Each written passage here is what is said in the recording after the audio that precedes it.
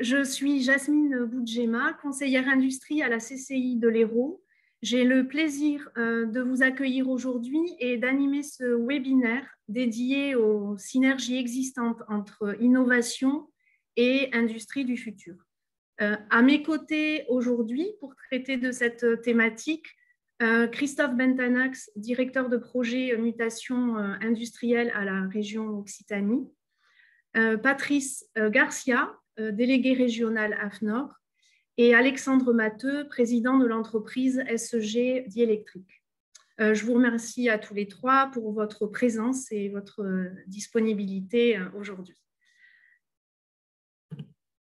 Donc, ce webinaire est organisé par la CCI de l'Hérault en partenariat avec la CCI Occitanie et avec le soutien financier de l'État et de la région Occitanie. Ce webinaire donc, est organisé dans le cadre du programme régional d'accompagnement à l'industrie du futur. L'ensemble des CCI d'Occitanie vous propose de vous sensibiliser et de vous informer sur l'industrie du futur.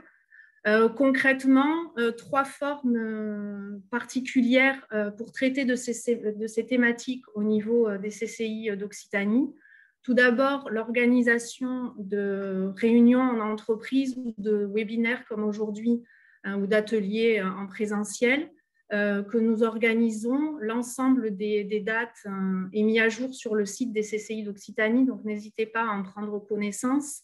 Le deuxième point, organisé par le réseau des CCI dans le cadre de la sensibilisation à l'industrie du futur, c'est le référencement et l'animation des offreurs de solutions industrie du futur, notamment sur la plateforme CCI Business. Donc, vous trouverez une capture écran ici.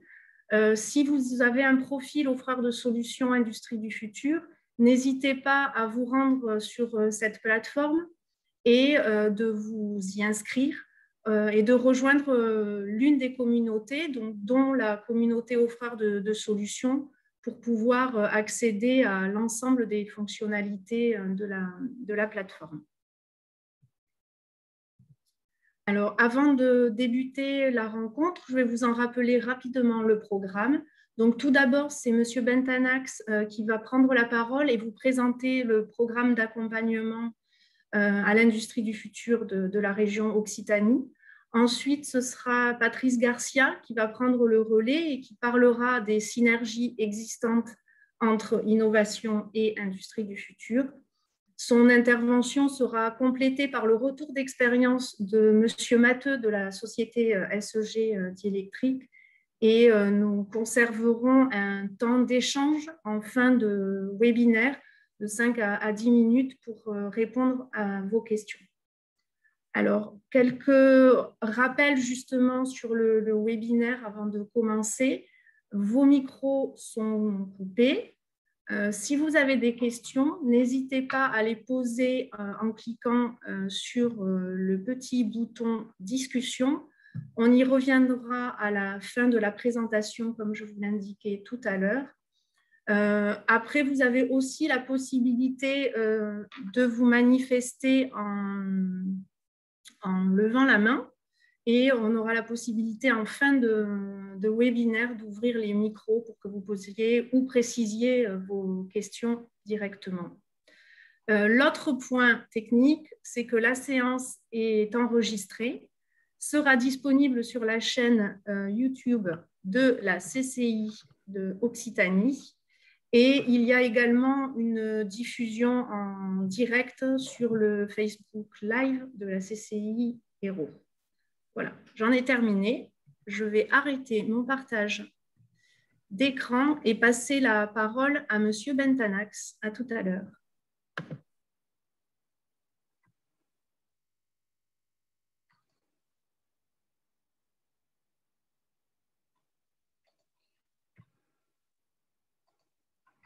Bonjour et merci. Alors déjà, vérifier avec vous que mon partage d'écran fonctionne bien. Oui. C'est bon parce que oui, c'est bon. Impeccable. Merci. Bonjour à tous. Donc, quelques mots en introduction pour vous en dire un petit peu plus sur le programme que la région a mis en place pour accompagner les entreprises régionales sur cette thématique de l'industrie du futur. Programme dans le cadre duquel l'entreprise SIEG Diélectrique a été accompagnée par la FNOR. Quelques mots du contexte de cette démarche. C'est un partenariat qui a été établi entre l'État et la région dans le cadre d'un programme national 10 000 accompagnements et qui se décline en région Occitanie autour de deux grands parcours. Un parcours filière qui est une déclinaison nationale d'un programme lancé avec le GIFAS qui s'adresse spécifiquement à la filière aéronautique, et un parcours régional, toute filière, tout secteur industriel, qui sera l'objet de cette présentation, qui a été mis en place donc par la région et qui bénéficie dans ce cas d'un cofinancement de l'État. C'est un programme d'un montant total de 6,8 millions avec un financement région de 3 600 000 euros, sur lequel je reviendrai tout à l'heure. Les enjeux de cette démarche, il s'agit pour la région d'aider les entreprises régionales, TPE, PME, ETI industrielles à préparer la 4e révolution industrielle, quel que soit leur niveau de maturité, qu'elles soient très peu digitalisées ou au contraire déjà très matures sur ces enjeux technologiques. D'aider les entreprises à identifier leurs leviers de compétitivité, de croissance, d'attractivité, et de les engager dans un processus de transformation qui soit significatif et durable. L'idée est bien de ne pas s'inscrire uniquement sur un one-shot, mais de s'inscrire dans la durée, avec un objectif de performance globale, c'est-à-dire pas uniquement de la performance industrielle, mais également de combiner ces aspects de compétitivité pure avec le management des organisations, les enjeux de transformation numérique et technologique, bien entendu, qui sont au cœur de ces concepts d'usine 4.0, la performance environnementale et la valorisation des salariés. Donc pour ce faire, l'objet de ce programme est de proposer une offre d'accompagnement réalisée par un prestataire de conseil externe dans le cadre d'une approche que la région a souhaitée globale et systémique de la performance de l'entreprise. Donc ça veut dire quoi? Ça veut dire qu'on a souhaité que dans le cadre de ces prestations de conseil, il puisse être pris en compte l'ensemble des facteurs vus comme déterminants d'un processus de transformation vers l'industrie du futur. Et au-delà de ces facteurs proprement dits, que puissent être traités leurs interrelations et leurs impacts sur l'ensemble des processus opérationnels.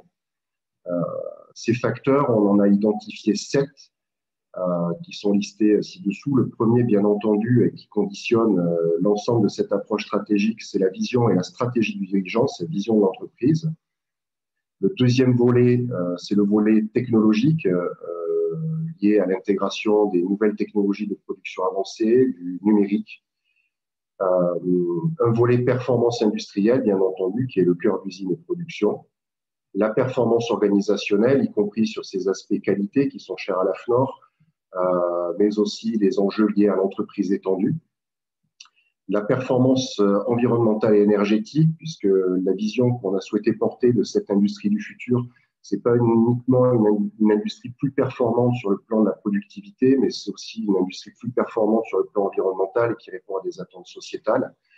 Et donc, qui prend également en compte le levier humain sur les questions d'acceptabilité du changement, la valorisation des salariés, le management des compétences, des savoir-faire, la formation.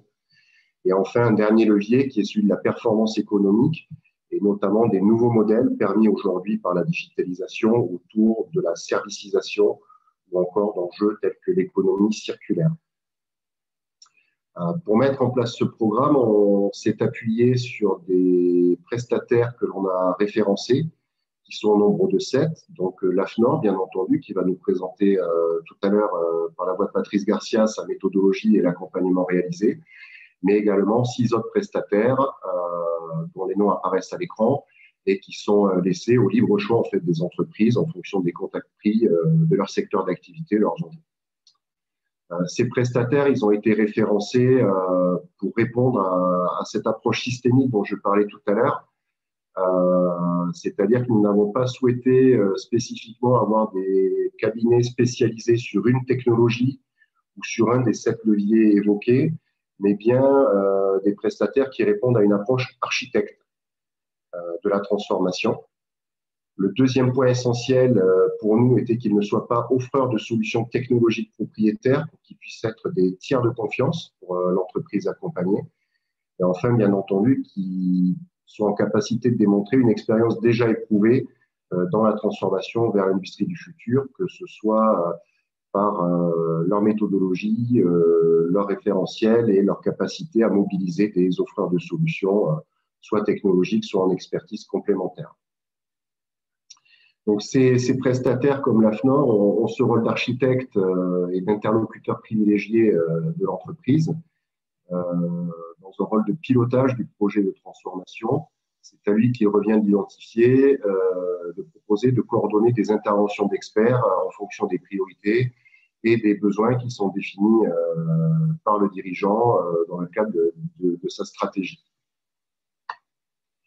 Ce parcours, on l'appelle parcours parce qu'il se compose de deux phases. Une première phase dite accompagnement court, qui en fait repose sur un diagnostic long. Nous, on a un objectif d'accompagner 400 entreprises sur ce volet. Pour, à ce jour, 164 entreprises se sont déjà engagées dans ce programme et sur cette première phase. L'objectif, c'est de réaliser un diagnostic 360 pour définir les objectifs et la stratégie de l'entreprise et d'aller un peu au-delà de ce diag pour élaborer une feuille de route à 24 mois et commencer à définir des actions prioritaires et les périmètres d'intervention d'experts qui pourront être déployés en phase 2. Donc, cette première phase, on a fait le choix de la financer à 100%. Ça représente une aide de 6 000 € par entreprise pour essayer d'être le plus attractif possible et d'inciter au maximum les entreprises à s'engager dans ce type de démarche. L'objectif au-delà de cette première phase, c'est bien entendu de la transformer par un accompagnement plus long au déploiement. Et là, on propose une deuxième phase qui peut aller jusqu'à 25 jours de conseils supplémentaires et qu'on finance à 50%. L'objectif étant à minima de prolonger par une étude approfondie sur au moins 3 facteurs déterminants parmi ceux que j'ai évoqués tout à l'heure, donc au moins un levier technologique, et de mettre en place un plan d'action à 3 ans et éventuellement une ou plusieurs expérimentations ou actions opérationnelles. C'est le socle minimal. Après, on peut aller au-delà sur un accompagnement à 25 jours qui permet d'aller jusqu'à l'élaboration d'un business plan, l'évaluation des ROI, de prioriser des actions et de mettre en œuvre des actions très opérationnelles au cœur de l'entreprise. Bien entendu, pendant toute cette phase d'accompagnement, d'aide au conseil, il est possible de mobiliser l'ensemble des aides régionales, mais aussi des aides de l'État, au travers du guichet Industrie du futur, pour accéder à des ressources financières qui seraient nécessaires pour mettre en œuvre cette stratégie, que ce soit sur de l'investissement, des projets d'innovation, des projets de formation. Ce programme générique, tel qu'il a été conçu, a permis à la région de le repositionner comme vraiment un outil privilégié de relance et d'accompagnement à la sortie de crise sanitaire, puisque cette approche systémique permet à la fois de construire une stratégie globale et durable, mais elle permet également d'activer des leviers à impact très rapides, que ce soit pour réussir sa bascule digitale à très court terme, pour adapter, digitaliser le pilotage d'entreprise en environnement incertain, et ça a été un vrai sujet pendant cette crise sanitaire, de mettre en place des nouveaux modes agiles d'organisation, de flexibiliser l'outil de production, soit pour adapter ses capacités, ses lignes de produits, de mettre en place des nouveaux modes de collaboration ou d'engagement des équipes, de repenser sa chaîne de valeur ou d'approvisionnement, d'identifier des nouveaux gisements de compétitivité, de repositionner sa stratégie sur des nouveaux relais de croissance. Donc, on en a vraiment fait un outil et un programme au service du rebond vers un modèle industriel qui soit à la fois plus performant, plus résilient et plus durable. Un petit mot des critères d'éligibilité. S'agissant d'industrie du futur, bien entendu, il s'adresse à des entreprises industrielles.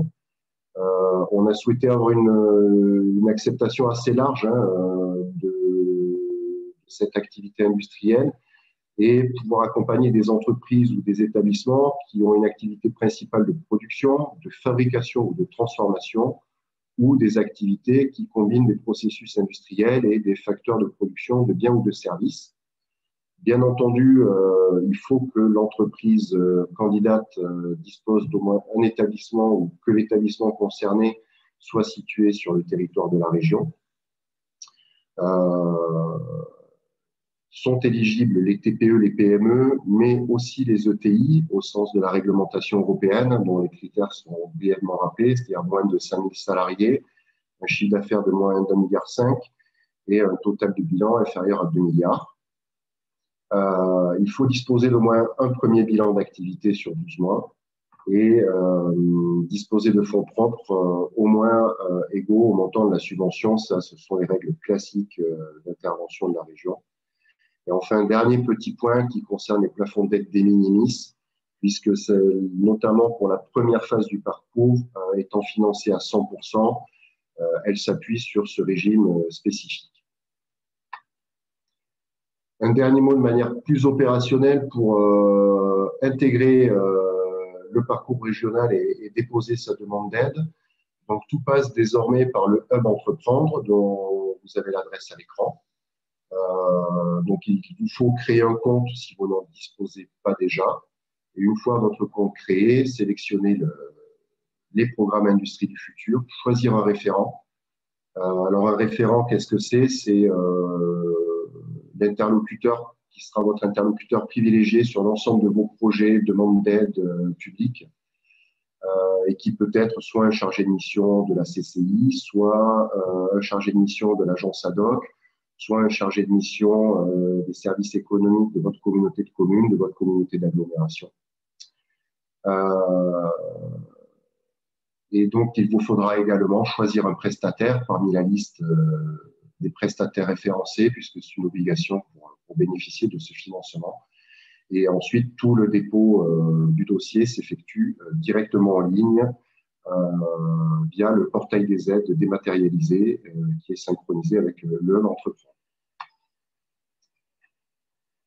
Donc, je suis à votre disposition à l'issue de ce webinaire pour répondre à vos éventuelles questions. Et donc, j'ai le plaisir de laisser la parole maintenant à Patrice Garcia pour rentrer un petit peu plus dans les aspects opérationnels de ce programme. Merci de votre attention. Merci. Monsieur Garcia, je vous laisse mettre votre présentation et c'est à vous. Voilà. Voilà, donc vous me confirmez que vous la voyez bien? Oui, c'est bon. Parfait. Merci Christophe et merci Jasmine de me permettre d'intervenir aujourd'hui. Alors, le sujet que j'ai souhaité vous partager aujourd'hui est celui de l'innovation. Alors, c'est vrai que très régulièrement, on illustre la thématique de l'industrie du futur par sa vitrine technologique. Mais M. Bentanax, en vous présentant les 7 facteurs de l'industrie du futur, a bien montré que le sujet industrie du futur était une thématique multifactorielle. Et donc aujourd'hui, on va regarder donc le sujet de l'innovation. Alors pour me présenter très rapidement, donc Patrice Garcia. Donc je représente aujourd'hui donc le groupement formé par le groupe AFNOR. Les équipes de Bosch à Rodez et le cabinet Stratéis. Alors, pourquoi cette association? Pour accompagner les entreprises dans le programme Industrie du futur. Parce qu'on observe que l'industrie du futur, c'est certes de la transformation technologique, mais que cette transformation ne peut être durable et pérenne que si elle s'inscrit dans une stratégie d'entreprise et si l'organisation, je dirais, est suffisamment structurée pour développer donc, ces transformations-là. Et donc, regarde ces différents enjeux de l'industrie du futur. Voilà, nous avons formé ce groupement alors, qui s'appuie sur l'expertise du groupe AFNOR sur toutes les questions relatives au système d'organisation. Alors, bien entendu, les thématiques qualité, mais aussi environnementale et voire plus largement sociétale, puisque vous avez vu que c'était également des dimensions de l'industrie du futur. On abordera également la question de la vision, de la stratégie de l'entreprise, Le prochain intervenant, M. Matteux, en est une parfaite illustration. En quoi ces sujets de transformation s'inscrivent dans la stratégie de l'entreprise. Donc là, on s'est appuyé aussi sur les compétences du cabinet stratégie sur cette thématique-là. Et enfin, bien entendu, cela a été évoqué, donc la brique technologique et digitale est un élément fondamental pour l'industrie de demain, en quoi la technologie et le digital va permettre d'améliorer la compétitivité des entreprises françaises. Pour cela, on s'est appuyé sur les compétences éprouvées donc des équipes de Bosch à Rodez, hein, qui ont fait partie des premières entreprises labellisées vitrine industrie du futur, et donc qui nous apportent voilà, cette connaissance et aussi ce retour d'expérience. J'y reviendrai là-dessus sur la conduite de projets de transformation qui intègrent ces enjeux technologiques, digitaux, mais aussi comment on accompagne aussi lui-même à prendre en compte voilà, ces nouveaux enjeux. Donc voilà pour notre brève présentation. Alors, j'ai souhaité aujourd'hui, alors vous parlez d'innovation, parce qu'encore une fois, on est convaincu que c'est un enjeu majeur pour les entreprises industrielles. Et vous l'avez peut-être vu dans la presse, il y a eu une tribune très récente de Louis Gallois, hein, donc grand capitaine industriel français, qui parmi les enjeux de l'industrie européenne et donc française, expliquait que l'un des grands enjeux de l'industrie de demain était l'investissement et aussi l'innovation, voilà, la capacité des entreprises industrielles françaises à pouvoir innover. Donc voilà, c'est entre autres voilà, c'est ce qui m'a motivé à vous présenter donc ce sujet-là aujourd'hui. Alors je ne vous ferai pas un cours sur l'innovation, j'ai plutôt préféré privilégier d'aborder ce point-là de façon un petit peu plus pragmatique et plus particulièrement en vous expliquant comment on l'aborde au travers du programme Industrie du futur. Et je vous présenterai voilà, un retour d'expérience issu d'une entreprise pour laquelle on a fait un diagnostic et pour lequel le sujet de l'innovation est apparu comme un projet, je dirais, prioritaire pour l'entreprise. Voilà, donc trois points. Bon, faire un bref quand même, tout de même, rappel sur ce qu'on entend par innovation. Je ferai également un lien aussi entre innovation et industrie du futur. Et enfin, comme je vous le disais, je vous présenterai de façon assez synthétique la façon dont on appréhende voilà, cet enjeu de l'innovation dans le programme Industrie du futur au travers des deux phases qui ont été présentées par M. Bentanax. Alors, l'innovation, de quoi parle-t-on alors, de façon assez synthétique, déjà se poser la question de pourquoi l'innovation. Alors, l'innovation doit être créatrice de valeur. Alors, certes, de valeur économique pour l'entreprise, mais M. Benetanax l'a souligné auparavant, la vision de la région est aussi d'avoir des entreprises, certes, je dirais, qui se transforment par les nouvelles technologies, mais que cette transformation ne se fasse pas non plus au détriment des enjeux environnementaux et énergétiques. Donc, on verra que dans ce que peut apporter comme valeur l'innovation, certes, il y a la valeur économique pour l'entreprise, pour les utilisateurs des produits et des services, mais aussi pour l'environnement. Aujourd'hui, il apparaît complètement, il serait anormal que d'appréhender des sujets d'innovation sans évoquer l'impact, je dirais, environnemental, voire social de ces innovations. Donc, l'innovation, elle se caractérise par trois éléments clés. Donc, elle doit apporter forcément quelque chose de nouveau. Voilà. Je viens de le dire, elle doit être créatrice de valeur. Alors, on verra que cette valeur, hein, elle peut être portée par l'entreprise, mais aussi par les clients, le marché. Qu'est-ce qu'elle apporte comme valeur ajoutée à votre écosystème? Et elle doit être aussi acceptée. C'est-à-dire que l'innovation, c'est une idée qui rencontre marché. Voilà.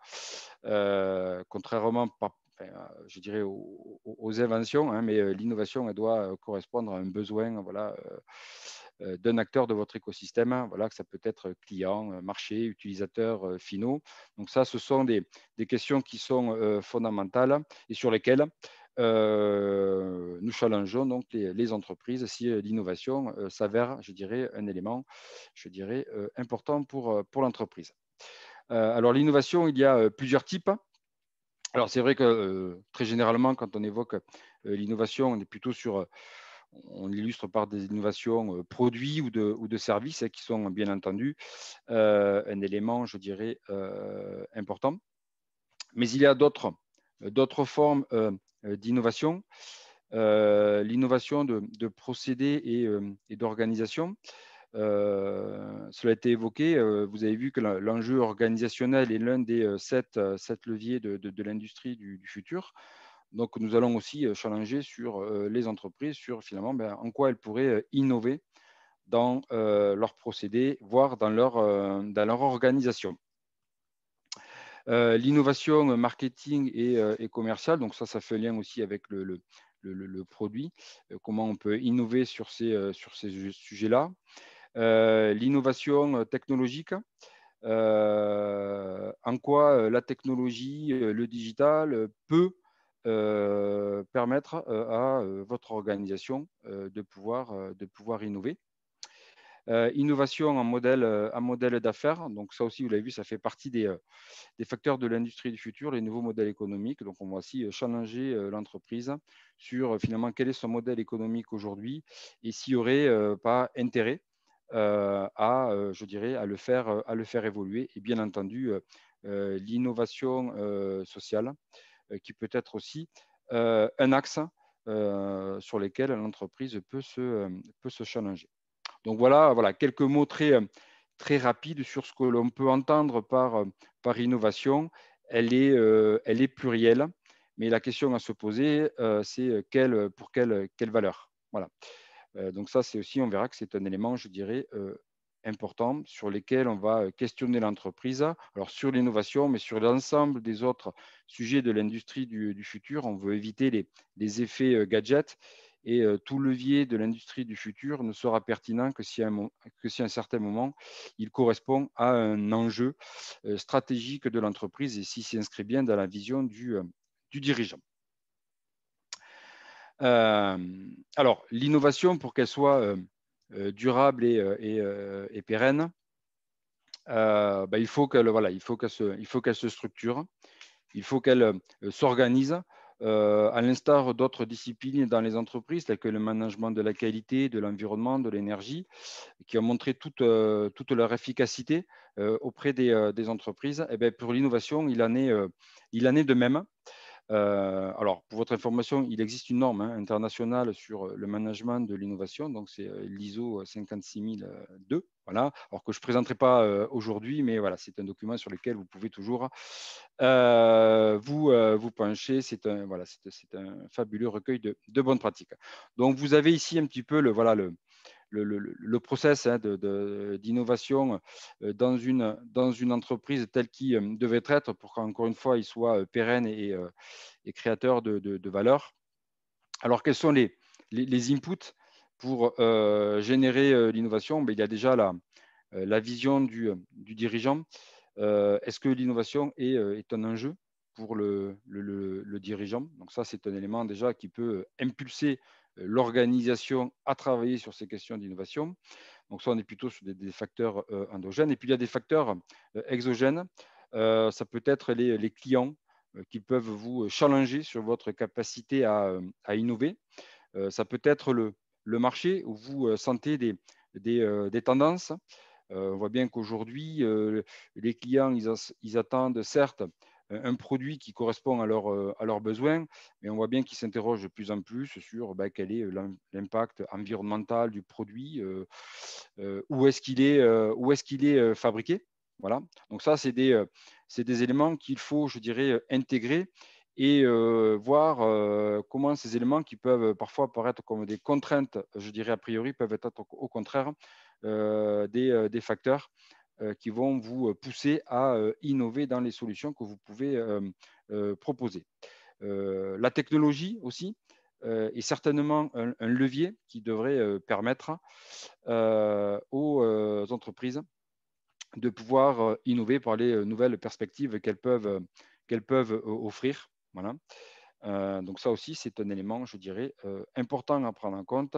Et puis aussi, voilà, la réglementation, qui là aussi, voilà, peuvent être aussi des facteurs d'innovation par les entreprises et non pas forcément uniquement des contraintes, mais qui peuvent challenger les entreprises, je dirais, à travailler sur des solutions, je dirais, plus performantes, plus innovantes et aussi parfois plus responsables. Donc ça, ce sont voilà, une somme d'éléments qui doivent, je dirais, orienter l'entreprise sur finalement, est-ce que l'innovation, est-ce que c'est un enjeu ou pas? Voilà. Et après, à l'entreprise, on verra de décider, voilà, de s'engager sur cette démarche-là. En tout cas, ce sont des éléments qui doivent, je dirais, inspirer et en tout cas éclairer, je dirais, le dirigeant sur, voilà, est-ce que je suis challengé par mon écosystème sur ma capacité à innover et si c'est le cas, quelle réponse je peux leur apporter. Donc après, il va s'agir de générer des idées, hein. On parlera parfois de culture d'innovation dans l'entreprise, c'est-à-dire que cet input, il faut que l'organisation s'en saisisse, voilà, et à tous les niveaux. Voilà. Donc ça, on abordera les questions, on va dire, organisationnelles, comment l'entreprise va se structurer pour faire en sorte que ces signaux qu'elle va capter de son environnement, je dirais, elle puisse les traduire en solutions, je dirais, innovantes. Donc, générer des idées, c'est bien. Généralement, nos organisations, on n'a pas de mal hein, nos collaborateurs sont toujours très, très riches en idées. Après, il faut organiser, voilà, et donner du sens pour éviter de s'éparpiller. Les ressources sont dans les organisations, vous le savez bien, sont limitées. Donc, il faut pouvoir les consacrer là où il y a de la vraie valeur ajoutée pour l'entreprise et pour aussi ses clients. Donc, on va rentrer plus dans une phase, on va dire, opérationnelle, synthétiser, prototyper, essayer, tester, apprendre aussi avant de rentrer dans une logique plus industrielle. Donc, c'est pour ça qu'on est dans un système d'entonnoir, générer des idées et puis après sélectionner, je dirais, les idées, je dirais, les plus pertinentes et les concrétiser en produits ou services, je dirais, innovants. Alors, il faudra se poser également voilà, la question de la protection et aussi du développement de l'innovation. Voilà, donc vous avez voilà, ce système voilà, d'entonnoir qui se veut, je dirais, vertueux et source de valeur pour l'entreprise. Donc voilà, je vous donnerai une illustration voilà, dans quelques minutes voilà, d'une entreprise que l'on va accompagner sur ce sujet-là. Et vous retrouvez voilà, en bas les 4 briques voilà, qui sont fondamentales pour, encore une fois, développer durablement une culture d'innovation. Donc, piloter, manager les idées, développer les projets, les industrialiser et puis les mettre sur le marché. Et puis, bien entendu, tout ceci dans une boucle itérative, je dirais, d'amélioration. On regarde comment le marché réagit et puis on essaie, je dirais, de s'adapter en permanence et de faire preuve d'agilité. Donc voilà une rapide illustration d'un processus d'innovation tel qu'il devrait être dans les organisations, quelle que soit la taille, le secteur d'activité. Bien entendu, si l'innovation est encore une fois un enjeu pour les organisations. Alors,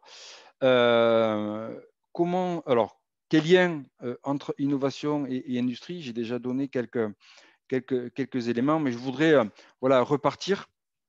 Alors, c'est présenté un petit peu différemment, mais vous allez retrouver donc les 7 facteurs de l'industrie du futur qui ont été introduits tout à l'heure par Monsieur Bentanax.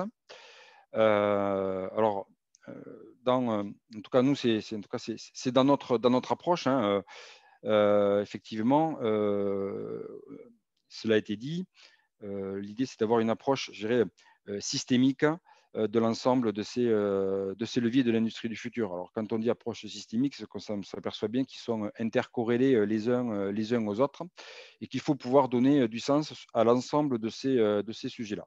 Donc, le premier, qui a une brique fondamentale, qui est celui de la vision et de la stratégie. Là aussi, en tout cas, c'est notre parti pris, c'est que hors de question d'aborder des leviers, on va dire, opérationnels de l'industrie du futur sans s'être intéressé auparavant sur quels sont les enjeux de l'entreprise, comment le dirigeant rêve son entreprise dans les 5 prochaines années et de regarder ensuite finalement quels sont les leviers de l'industrie du futur qui pourraient lui permettre d'atteindre finalement ces objectifs-là. Donc, le premier est fondamental, qui est celui de la vision du dirigeant. Après, on l'a dit, industrie du futur, ça doit créer de la valeur. Voilà, donc ça peut être de la performance économique, mais ça peut être aussi de la performance sociale et de la performance, je dirais, environnementale. Donc là aussi, c'est dans le cheminement, c'est quelle valeur on souhaite créer. Et ensuite, on va aller regarder dans les leviers de l'industrie du futur qui sont plus opérationnels, ceux qui peuvent contribuer en tout ou partie à ces enjeux économiques, sociaux, environnementaux et stratégiques. Donc, dans lesquels on va retrouver les sujets de la performance industrielle, comment améliorer mon outil de production, comment améliorer mon organisation, qui bien souvent porte les sujets de performance industrielle et aussi de transformation numérique et technologique. Donc, vous avez ici un petit peu le cheminement, je dirais, intellectuel, en tout cas que l'on a, nous, de ces sujets de l'industrie du futur et qui vont servir de fil conducteur dans notre accompagnement. Donc, l'innovation dans tout ça, ben, c'est un sujet qui est assez intéressant puisqu'on s'aperçoit qu'il est finalement à la conjonction de l'ensemble de ces sujets-là. Je l'ai dit, hein, l'innovation, on va l'aborder dès les questions de vision et d'enjeu du dirigeant. Autrement dit, si l'innovation, je dirais, est perçue par le dirigeant comme un élément fondamental, et on va challenger le dirigeant et son équipe de direction pour vraiment arriver, je dirais, de façon très factuelle à dire est-ce que l'innovation ou pas, est-ce que c'est un enjeu. Alors, si ce n'est pas un enjeu, bien entendu, on ne va pas aller gratter plus loin. Si par contre l'innovation revêt un enjeu particulier, dans ce cas-là, on va aller regarder comment les autres facteurs de l'industrie du futur peuvent apporter leur contribution. Alors déjà, vous vous retrouvez dans les 3 facteurs violets. On est sur finalement quelle est la valeur attendue de l'innovation. Est-ce que c'est une composante des 3 hein, quelle valeur économique ça va apporter en entreprise, en quoi l'innovation va lui permettre d'être plus compétitive, d'améliorer sa croissance, d'être aussi plus attractive, que ce soit vis-à-vis de ses clients, mais aussi vis-à-vis de ses collaborateurs.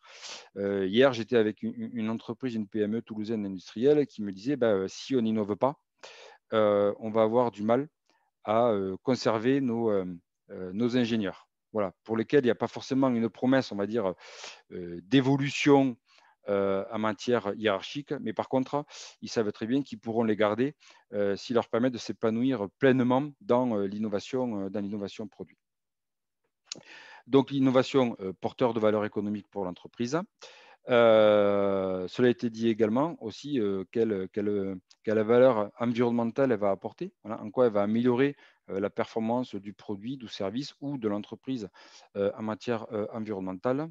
Et également, parler d'innovation sans parler des collaborateurs, ça n'aurait pas de sens puisque c'est eux qui vont porter, mais alors à tous les niveaux, ce sujet et la thématique de l'innovation. Et puis ensuite, on va aller regarder finalement cette innovation, une fois qu'on a clairement identifié quelle valeur ajoutée l'entreprise attend, sur quel levier de l'industrie on va pouvoir travailler. Alors bien entendu, si c'est de l'innovation organisationnelle, on va particulièrement challenger donc le facteur performance organisationnelle. Si c'est de l'innovation, on va dire, technologique, on va aller regarder la brique technologique. Et si c'est une innovation, on va dire, plutôt performance économique, on va, entre autres, challenger le facteur performance industrielle. Donc, on voit bien ici, au travers de cette illustration, que le sujet de l'innovation peut potentiellement concerner plusieurs facteurs de l'industrie du futur. Alors, de façon un peu plus opérationnelle, donc là, je viens de vous faire le lien entre innovation et industrie du futur. Comment voilà, nous l'appréhendons dans le programme industrie du futur. Donc, vous retrouvez ici les deux phases du programme hein, donc, qui vous ont été présentées par M. Bentanax. Donc, la phase 1 de diagnostic, cela a été dit, le but étant de faire un état des lieux, voilà, mais qui ne se limite pas à un état des lieux qui est de travailler avec l'entreprise sur une feuille de route. Voilà. Donc, si l'innovation s'avère au travers du diagnostic comme un élément, je dirais, important pour l'entreprise, eh bien, on va travailler, on va retrouver ce sujet-là dans la feuille de route et on challengera les équipes de l'entreprise dans le diagnostic sur la thématique de l'innovation. Alors, le but, hein, bien entendu, c'est de pouvoir poursuivre et aller au-delà du diagnostic et de mettre en œuvre, donc, de vous accompagner dans la mise en place d'une démarche structurée sur le management de l'innovation. Donc ça, c'est l'objet de la phase 2 qui sera de vous accompagner dans la mise en place d'un processus d'innovation et d'évaluer au final les résultats obtenus. Alors, le diagnostic, comment ça se passe hein. Donc, il se passe en tout cas, notre approche, c'est 2 jours sur site. Donc, vous aurez un intervenant, un binôme d'intervenants composé d'une personne de chez AFNOR pour les questions de performance organisationnelle et le volet stratégique et d'une personne donc, de l'équipe de Bosch à Rodez. Donc, le premier jour, va consister à regarder avec vos équipes comment votre entreprise se situe au regard des 7 facteurs de l'industrie que l'on vient de parcourir. Alors, le but de l'exercice n'est pas forcément de vous dire qu'il faut, et ce n'est pas le cas, hein, de vous faire travailler sur l'ensemble des 7 sujets, les 7 facteurs de l'industrie du futur, mais c'est d'identifier avec vous lesquels sont les plus pertinents au regard, encore une fois, de la vision et des enjeux stratégiques de l'entreprise. Donc ça, c'est la première journée du diagnostic, donc qui correspondent dans le schéma à l'étape 3. Hein. L'étape 1 et 2 étant des étapes de préparation que l'on fait avec vous pour permettre aux intervenants de bien appréhender le contexte et les enjeux de votre entreprise, de telle façon à ce que quand ils vont intervenir sur site, qu'ils aient bien, je dirais, ces sujets-là en tête et qui vous challengent là où ça a vraiment de la valeur. Donc, et la deuxième journée, donc, qui correspond à l'étape 4, donc, est une journée de co-construction. Donc, on n'est plus dans l'exercice d'évaluer vos pratiques, mais là, de vous faire travailler collectivement et sous forme de groupe de travail pour faire voilà, émerger les idées. Donc, cette deuxième journée, vous avez un premier workshop qui est consacré à la vision et à la stratégie de l'entreprise. Donc, généralement, on retrouve l'équipe de direction que l'on va challenger sur un ensemble de sujets. Voilà. Comment vous rêvez, encore une fois, votre entreprise sur les 5 prochaines années, quels sont vos enjeux. Donc, vous avez ici, donc ça se fait par post-it. Hein, alors, ce n'est pas très innovant, mais pour le coup, ça reste toujours très efficace comme approche. Et donc, notre rôle à nous, c'est de faire, je dirais, émerger et de faire émerger les idées. Voilà. Et ensuite, qu'on va retraduire dans la feuille de route. Donc, vous avez ici le résultat de ce workshop vision et stratégie, où vous voyez que l'entreprise s'est exprimée à plusieurs reprises. Alors, pour structurer les échanges, on a essayé on décompose la vision, stratégie de l'entreprise en plusieurs briques. Voilà. Pour donner du sens. Et on s'aperçoit, et dans l'exemple que je vous ai donné, alors que j'ai anonymisé, hein, bien entendu, que l'innovation apparaît sur plusieurs thématiques. Alors, c'est une entreprise où aujourd'hui, l'entreprise travaille dans le domaine du luxe, avec de grandes entreprises françaises du secteur du luxe, et qui aujourd'hui travaillent à 98% sur la base de cahiers des charges. Autrement dit, très peu de conception et l'entreprise suit plutôt le cahier des charges des clients. Or, cette entreprise-là a un merveilleux savoir-faire et ils se sont dit qu'à l'avenir, il serait bien qu'aussi que voilà, cette entreprise-là puisse, je dirais, impulser aussi des nouvelles idées auprès de leurs clients. Et donc, voilà, de travailler sur cette thématique de l'innovation. Aujourd'hui, cette entreprise n'est pas structurée, on va dire, sur ce sujet de l'innovation. Et donc, vous allez voir qu'on va l'accompagner sur le sujet. Vous retrouvez aussi le volet innovation sur le pavé RSE, responsabilité sociétale, qui est aussi un axe fort de cette entreprise-là. Et donc, encore une fois, parler d'innovation sans évoquer l'impact environnemental ou social que pourrait avoir l'innovation n'aurait pas de sens. Donc, on voit que voilà, cette thématique d'innovation va aussi je dirais, apporter des réponses voilà, à cet enjeu de responsabilité sociétale de l'entreprise, bon, notamment sur les questions d'éco-conception, par exemple. Et donc, de ce workshop stratégie, donc il y a un brainstorming, voilà, où vous avez ici les idées qui ont été reprises et formalisées sur cette fiche-là, et dont on va ensuite travailler. Donc, vous l'avez ici. Là, ici, vous avez la version propre qu'on rend à l'entreprise. Voilà. Et vous avez ici le résultat en live voilà, des travaux. Donc, encore une fois, notre posture, on n'est pas là pour faire, on est là pour voilà, faire émerger les idées. Et vous voyez sur la page de droite, hein, donc une fois qu'on va challenger l'entreprise sur quels sont vos enjeux stratégiques, on va ensuite lui demander, au regard de ça, quels sont, je dirais, vos axes prioritaires. Donc, qui correspondent plutôt à la page à l'illustration du milieu. D'accord. Première réflexion sur la vision, la stratégie. La deuxième, on va aider phénomène entonnoir de se dire à l'entreprise, regarde tout ce que vous me dire, quels seraient vos enjeux prioritaires. Et ces enjeux prioritaires, une façon de bien pouvoir les caractériser, c'est de pouvoir challenger l'entreprise sur les résultats qu'elle en attend. Voilà. On sait ce que vous avez sur le slide du milieu.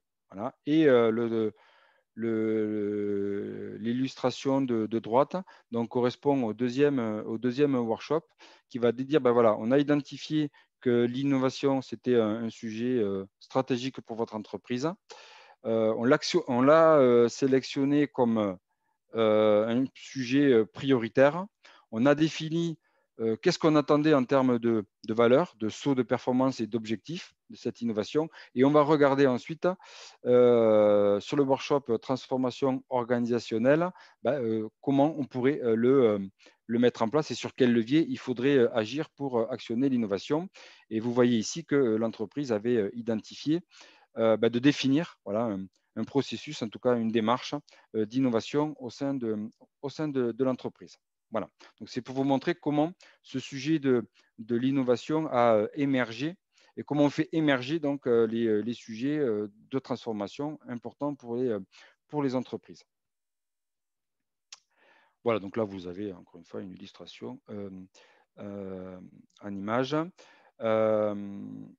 Bon, ça sera peut-être certainement évoqué par M. Matteux, avec qui je vais laisser la parole. Mais voilà, c'est un moment, je dirais, ce diagnostic, en tout cas, nous, qu'on souhaite collectif, voilà, qui permet de prendre de la hauteur et de partager collectivement ces sujets et enjeux d'entreprise. Donc, c'est plutôt un très beau moment passé par les collaborateurs. Voilà, en termes de livrables, bon, vous aurez bien entendu donc, le rapport de diagnostic qui vous permettra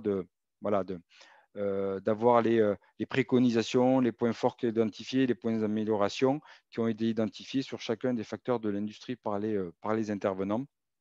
Et vous aurez aussi, deuxième livrable, donc la feuille de route, voilà, en 24 mois, voilà, qui formalise voilà, les différents sujets sur lesquels il pourrait être intéressant d'approfondir pour l'entreprise et pour certains de ces sujets-là, de pouvoir les approfondir à l'occasion lors de la phase 2. Voilà, donc cette phase 2, donc comme l'a dit M. Mentanac, donc on s'inscrit en tant qu'architecte projet. Donc on est là pour accompagner donc les entreprises dans la conduite des projets. Alors je ne vais pas rentrer dans le détail, c'est de l'accompagnement projet, je dirais, assez classique, où il y a quand même une première phase assez importante de caractérisation, d'études approfondies. On va vraiment définir avec l'entreprise quelles sont les caractéristiques du produit, de l'innovation, du projet, pardon, excusez-moi. Donc, dans le cadre de l'innovation, qu'est-ce qu'on en attend? Quelle est la valeur ajoutée qu'on en attend? Quelles sont les ressources et les moyens nécessaires pour développer la démarche dans l'entreprise de telle façon à ce que quand on va être dans la phase de mise en œuvre, que toutes ces questions-là aient eu leur réponse.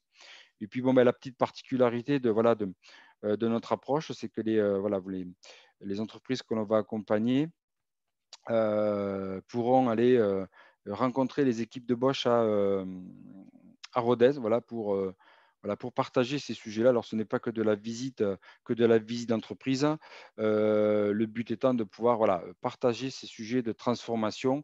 Donc, par exemple, dans l'exemple de l'innovation, les équipes de Bosch à Rodez ont une équipe de plus de 30 personnes sur ces questions d'innovation. Hein. Donc, vous savez que l'usine de Bosch à Rodez vit des temps difficiles et qui sont en recherche finalement de trouver de nouveaux marchés, de nouveaux produits, etc. Donc, ils ont vraiment monté une équipe d'innovation, je dirais, très robuste. Donc, sur ce sujet-là, ça pourrait être l'opportunité de pouvoir aller les rencontrer, échanger. On est convaincu que l'échange entre pairs et le benchmark est une source de progrès, d'idées et d'innovation. Voilà. Et là, vous avez par exemple, ce que l'on va proposer donc à l'entreprise sur lesquelles vous avez eu les résultats précédemment, la façon dont on va les accompagner sur la thématique de l'innovation. Je ne vais pas rentrer dans le détail, mais on va commencer par faire un état des lieux pour bien caractériser encore une fois quels sont les enjeux d'innovation pour l'entreprise, définir où est-ce qu'on veut aller, comment on veut y aller. Voilà, donc il y a tout un travail d'accompagnement des équipes de l'entreprise à mettre en place donc l'organisation et puis à expérimenter. Voilà. Donc on verra avec l'entreprise sur quel périmètre, je dirais, on va expérimenter la thématique d'innovation sur une gamme de produits, par exemple. Hein, le but étant dans ce programme-là de donner une impulsion à l'entreprise. Donc notre parti pris, c'est d'être plutôt sur des projets, je dirais, pas forcément ultra ambitieux, mais en tout cas qui permettent d'avoir que vous sortiez de l'opération en ayant eu un résultat, c'est-à-dire avoir des projets où on puisse aller jusqu'au bout, où on puisse tirer les bilans sur les résultats obtenus, les écueils rencontrés, pour que demain, quand vous allez dans un déploiement plus large de ces sujets-là, vous ayez toutes les clés en main. Voilà ce que j'avais à dire. Et alors ça, c'est juste pour donner une illustration sur ce que disait M. Mentanac avant moi, sur l'accessibilité du programme. Hein. Donc, il est ouvert à toute entreprise, TPE, PME, ETI. Alors, nous, de notre côté, on a plutôt de la petite PME. Donc, c'est pour vous donner une illustration que sur ce sujet industrie du futur, qui a priori comme ça peut faire peur, peut avoir un caractère élitiste, il est tout à fait accessible. Et ce programme-là le rend tout à fait accessible, je dirais, aux PME, quel que soit leur niveau de maturité et leur secteur d'activité. Donc, vous voyez, vous avez des situations qui sont assez larges, vous avez tout secteur d'activité, mécanique, santé, vous avez même un granitier, vous avez des sociétés coopératives viticoles. Donc, on s'adapte et c'est une vraie opportunité qui est offerte pour les PME industrielles. Alors, je ne sais plus si ça a été dit auparavant, mais c'est un projet qui, théoriquement, se termine en 2022. Voilà. Donc, j'ai envie de dire, si ce projet, si ce programme vous intéresse, ne tardez pas à vous y inscrire. Voilà. Donc, c'était assez court. Vous avez ici mes coordonnées, donc n'hésitez pas à revenir vers nous. Super, merci beaucoup. Alors, on va maintenant passer la parole à Monsieur Matteux, qui va commencer à présenter son entreprise. Et moi, pendant ce temps-là, je vais partager les quelques slides. Voilà, Monsieur Matteux, je vous laisse. Merci, bonjour. Alors, j'irai vite en présentation d'entreprise.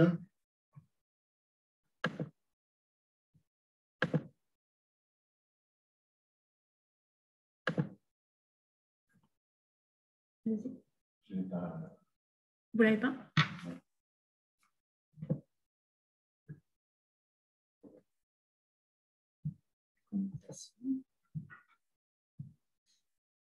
Vous voulez... Je vous laisse présenter l'entreprise peut-être. Vous voulez... Attendez, je vais... C'est une particularité. Jasmine et moi, on est dans le même bureau. La facilité. Donc, la société SEG, elle a été créée après-guerre. Je suis la 3e génération de dirigeants de la société.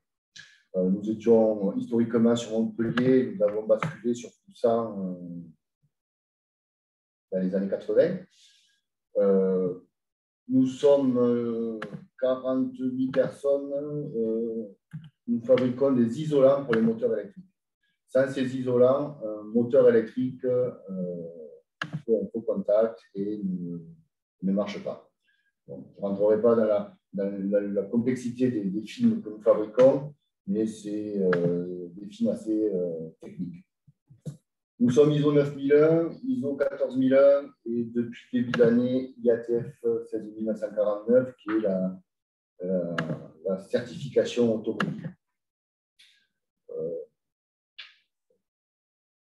Nous faisons un chiffre d'affaires on va oublier l'année 2020, un chiffre d'affaires normalement de 9 millions, presque 10 millions en 2019.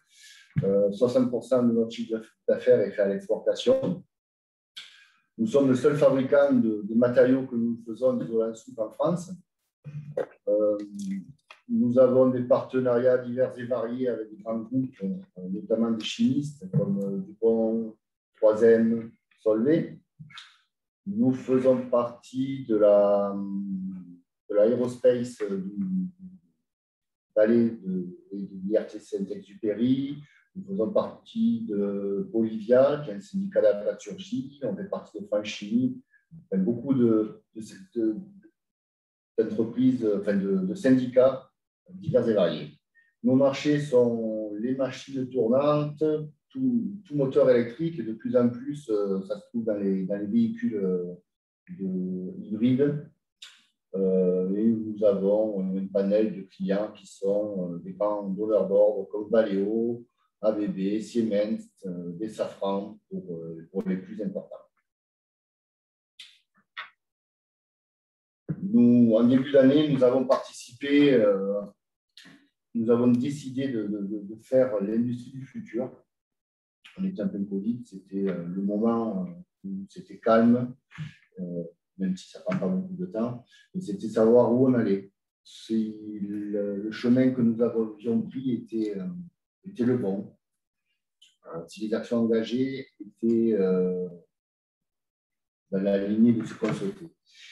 Et donc, on a choisi un duo Afnor-Bosch. Alors, Afnor, parce qu'on les connaissait par le fait de certification. Bosch, parce que c'est une entreprise régionale qui est quand même connue, et notamment pour sa diversification qui est pour le diagnostic.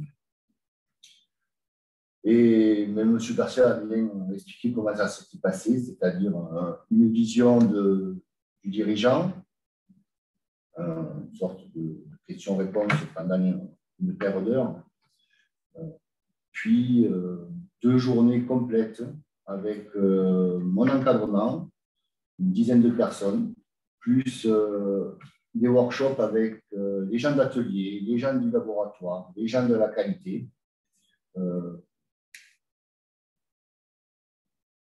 Et avec ces post-it, c'est vrai que ça ne fait pas très digitalisé tout ça, mais c'était très intéressant et ça permettait de voir qu'on avait souvent les mêmes idées, mais pas que. Chacun avait sa vision de qu'est-ce que ça sera SEG dans 5 ans.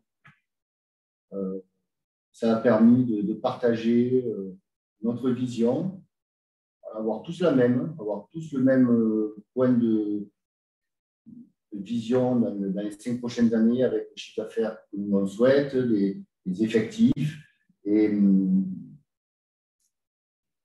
Et ça a permis de dégager aussi quelques périmètres d'intervention sur 3.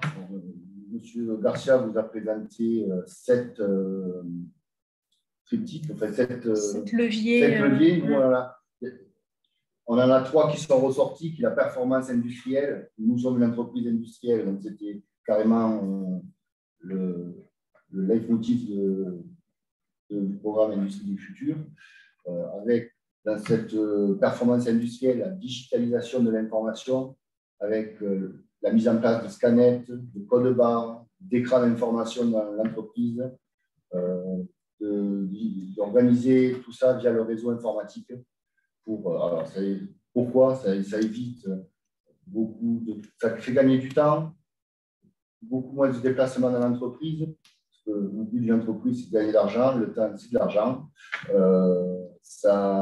Les scanettes ont été aussi, ça je voudrais aussi remercier la région, via un pass Occitanie, ça a été financé à 50% par le pass Occitanie. Ce n'est pas négligeable comme montant, je crois que de mémoire, je crois que c'est 2 fois 25 000 € que nous avons eu de la région. Ça a permis, c'est des trucs tout bêtes, mais entre le Covid et ce diagnostic, on n'envoie plus de factures. Donc tout ça, ça a été digitalisé. Qui dit plus envoyer de factures, plus de machines à franchir, plus de contrats avec le facteur. Des gains de l'entreprise assez minimes, mais petit à petit, ce n'est pas des grosses actions, c'est assez intéressant.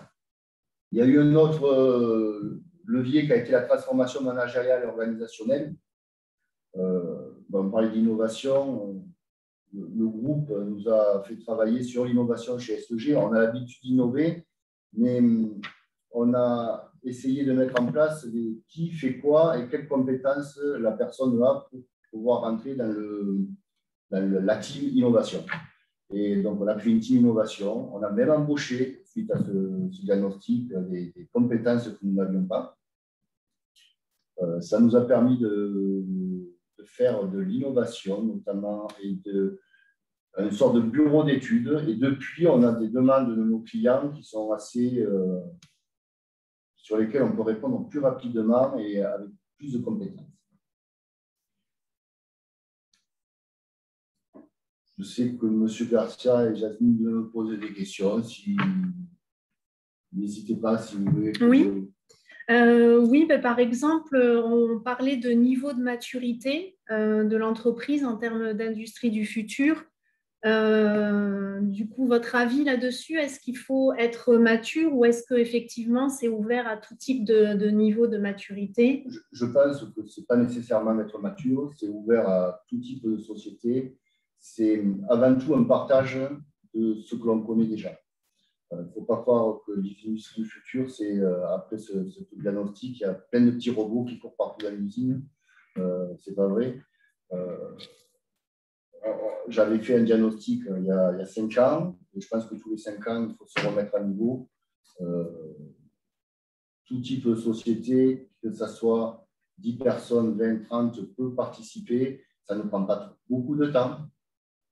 Sincèrement, puis ça passe très vite et puis c'est super intéressant. Mais le tandem que nous avons choisi est, à mon avis, très compétent sur le sujet. Je sais qu'il y a d'autres partenaires, mais Bosch et Afnor ont été très compétents. Et puis ça nous représentait. Bosch était industriel, nous sommes des industriels. Voilà, c'est assez intéressant. D'accord. Quels principaux engagements vous avez pu tirer de cette phase de diagnostic? Comme je le disais tout à l'heure, on n'a pas forcément, l'encadrement n'avait pas forcément la même vision du SEG dans 5 ans. Donc on a pu repartir sur des bases claires. Tout le monde a signé la charte, on va dire, on sait où on va, on sait comment. Et je pense que c'est ça, mettre à plat ce que tout le monde pense, et surtout le dirigeant, soyons clairs. Mais voilà, on est parti sur des bonnes bases pour le futur. D'accord. Alors, en tant que chef d'entreprise, c'est vrai que votre retour est important. Du coup, si vous deviez, en quelques mots, peut-être donner un avis ou donner quelques mots qui permettraient à d'autres chefs d'entreprise qui sont dans une phase de réflexion de s'engager, qu'est-ce que vous pourriez leur dire? Qu'ils n'hésitent pas. J'ai revu la présentation de M. Garcia, j'avais presque envie de re-signer. Mais ça ne prend pas de temps, c'est très constructif, ça permet de partager avec nos équipes. Le fait que ce soit des tiers qui viennent nous questionner, ça permet aussi la libération des gens. On ne participe pas forcément en tant que dirigeant à tous les workshops. Donc, il y a des choses qui peuvent remonter qu'on ne voit pas forcément et ça a permis de mettre les choses au clair. Bon, la cerise sur le gâteau, c'est gratuit, donc c'est intéressant, point de vue coût. Et ça, je pense que ça permet le dirigeant est toujours seul à la tête et là, ça permet de partager l'information. D'accord. Au niveau justement de la suite, dans les présentations précédentes, on parlait de 2 phases d'accompagnement dans le parcours. La première phase que vous avez suivie et dont vous nous parlez. La deuxième phase, est-ce qu'il y a quelque chose d'arrêté? Est-ce que vous pensez déclencher le niveau 2 à court terme ou est-ce que c'est en réflexion? Alors, c'est en réflexion. J'avoue que ça tombe. On a fait ce diagnostic alors que bon, on était un peu tous au ralenti à cause du Covid. Là, une petite reprise d'activité en ce qui nous concerne.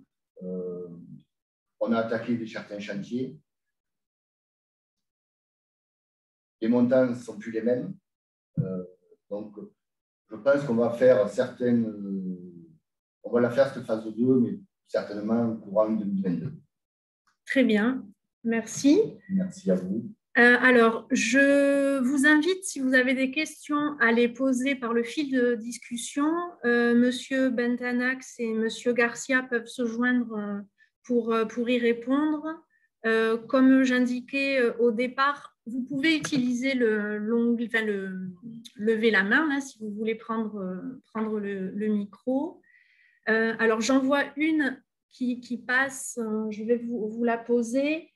Donc, c'est une entreprise qui demande si on peut suivre uniquement la phase 2 sans passer par la phase 1. Donc, peut-être, M. Bentanax, vous pourriez répondre.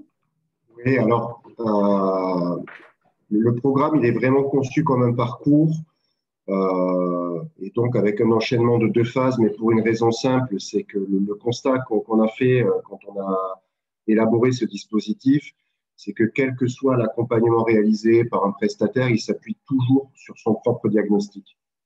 Donc, il y a un vrai enjeu sur cette approche diagnostique, déjà par son approche systémique, et puis pour la continuité qui nous paraissait nécessaire pour vraiment être transformant dans l'accompagnement. J'ai une autre question pour peut-être plus l'AFNOR cette fois. Alors, peut-être, si vous me permettez de préciser, hein, dans la mesure où une entreprise aurait déjà réalisé ce type de diagnostic 360 avec un des 7 prestataires et qu'elle voulait être accompagnée ensuite par ce même prestataire, ça, c'est des choses qui peuvent être regardées. Mais on est plutôt là dans le dérogatoire parce que l'idée, c'est bien déjà d'avoir ce premier diag 360 et ensuite de mettre en œuvre. OK.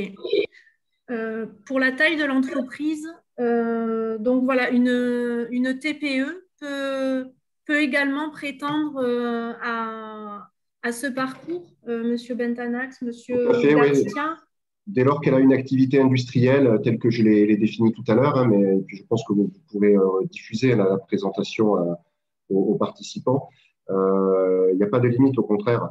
Là, aujourd'hui, alors peut-être pas sur les moins de 10, mais si on regarde le public TPE et moins de 50, c'est près de 70% des entreprises qui se sont engagées dans le programme. Au niveau des secteurs d'activité, Monsieur Garcia, vous présentez tout à l'heure une slide où on voyait qu'il y avait un peu tout type de secteur. au niveau global des accompagnements, c'est quelque chose qui se confirme, Monsieur Bentanax? Il y a un peu tout Alors, pour l'instant, sur 160 entreprises, on a une prédominance sur deux grands secteurs, le secteur aéro et le secteur de la mécanique en général. On commence à accueillir dans le programme de plus en plus d'entreprises des industries agroalimentaires, que ce soit dans la production IA, mais aussi chez les agroéquipementiers. Et là, on mène un travail aussi en collaboration avec la CCI et l'AREA et COP de France, hein, qui sont des opérateurs du contrat de filière agri-agro. Et on constate là une vraie montée en puissance, notamment dans le secteur de la vinification, mais pas que. Et après, on a une représentativité assez hétérogène, assez large. Patrice Garcia, tout à l'heure, parlait de granitier. On a un certain nombre d'entreprises qui sont dans le granit et la pierre, dans la chimie, dans le bois ameublement. Vraiment, l'avantage du dispositif, c'est qu'il y a une méthodologie commune, hein, qu'on a souhaité mettre en place pour être transformant avec une vision particulière de l'industrie du futur. Mais le principe d'avoir retenu des prestataires différents permet aussi de s'adapter au contexte, aux enjeux, à la stratégie, au secteur d'activité de chaque entreprise. D'accord, merci. Oui, justement, sur le volet agro, effectivement, hier, il y a eu aussi un webinaire qui a été organisé sur cette thématique-là, le lien agro et industrie du futur, avec les retours d'expérience d'entreprises et d'offreurs de solutions également. Et le prochain aura lieu le 15 octobre. Je ne vois pas d'autres questions. Alors, juste peut-être revenir sur l'accessibilité du programme. C'est vrai que le choix de la région de nous avoir challengé sur les 7 facteurs, finalement, on s'aperçoit que quelle que soit la taille de l'entreprise, ils peuvent avoir leur raison d'être. Après, les équipes s'adaptent, c'est-à-dire qu'on n'arrive pas avec un modèle qu'on souhaite faire de l'industrie du futur, qu'on souhaite faire rentrer dans la vision de l'entreprise. C'est plutôt l'inverse. Et c'est pour ça que dans nos interventions, il y a toujours une phase amont qui est importante, qui est de bien comprendre quel est le contexte et l'enjeu de l'entreprise. Et dans les diagnostics que l'on réalise, il y a des facteurs qui n'ont pas de raison d'être. Donc, on ne va pas aller challenger l'entreprise sur un facteur qui, a priori, alors soit l'entreprise est très performante et ce n'est pas forcément là où elle est déjà bien établie, on ne va pas forcément dépenser, on va dire, des ressources là-dessus, ou alors voilà, des facteurs qui n'ont pas de raison d'être. Mais avant d'aboutir à la réflexion sur qui n'ont pas de raison d'être, bien entendu, on challenge l'entreprise parce que l'entreprise peut avoir sa propre vision. Et puis nous, on est là pour dire, attendez, au regard de ce que l'on a vu, des attentes de votre écosystème, vous avez peut-être balayer un peu rapidement ce levier de l'industrie du futur. Donc, il pourrait être intéressant de réfléchir là-dessus. Voilà, le diagnostic, c'est vraiment un mode de questionnement. On n'est pas là pour évaluer, ce n'est pas de la certification, on n'est pas là pour évaluer un moyen, on est là pour questionner l'entreprise. Et c'est vraiment voilà, l'opportunité pour qu'elles prennent ce temps-là, de prendre un petit peu de hauteur et de s'interroger sur ces différents sujets. Est-ce qu'ils ont du sens ou est-ce qu'ils n'en ont pas pour mon entreprise? Et dès lors qu'ils ont du sens, eh bien là, on creuse le sujet, quoi. Donc, c'est vraiment pas une question de taille d'entreprise. Très bien, merci pour les précisions. Je vois toujours pas de questions apparaître. On a pris un petit peu de retard, donc s'il n'y en a pas d'autres, on va vous libérer. Encore merci à tout le monde pour cette participation. Merci à Monsieur Matteux pour avoir donné de son temps et nous faire part de votre expérience et de m'avoir accueilli aussi parce que je suis aussi dans vos locaux. Donc, à très bientôt. Vous avez les coordonnées de l'ensemble des intervenants qui ont été présentés. Les miennes, je les mets rapidement ici en tant que conseillère à la CCI Hérault. Si vous avez besoin de précision, n'hésitez pas à revenir vers nous. Voilà, merci, à très bientôt.